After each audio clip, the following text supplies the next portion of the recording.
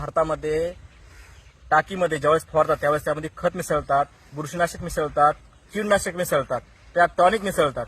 हे सगळं मिश्रण केल्यामुळं त्याचा एकतर रिझल्ट चांगला भेटत नाही, कारण की कोणतं औषध काम करायला हे आपल्याला कळत नाही. दुसरी गोष्ट, त्या 3-4 औषधामध्ये 2-4 औषधं निष्क्रिय होऊन जातात. आणि तिसरी सगळ्यात महत्त्वाची गोष्ट काय होती की त्याचा पिकाला फायदा कमी, नुकसान जास्त होतं. हे कसं बघा तुम्ही. आता हे 2 औषध दाखवणे आपल्याकडे. सल्फर आणि हे आपण जर मिक्स केलं समजा, हे बघा ह्याचा कलर बदलला. आता कलर बदलला, गॅस झाला, ह्याचा अर्थ होतो की औषधाचं काही काम झालं नाही. दोघांपैकी एक औषध फेल गेलं. त्याच्यात आपण पुन्हा काय टाकला माहिती का? खत टाकला. बघा झाले रिॲक्शन.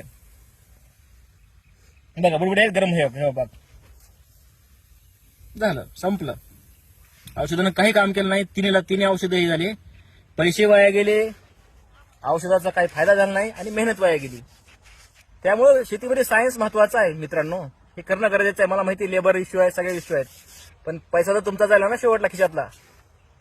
पुढच्या वेळेस ज्यावेळेस तुम्ही औषध आणताल त्यावेळेस त्याला विचारा, त्याच्यावर लेबल लिहिलेलं असतं की हे कशात मिसळायचं, कशात मिसळायचं नाही.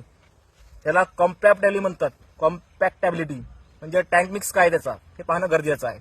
धन्यवाद.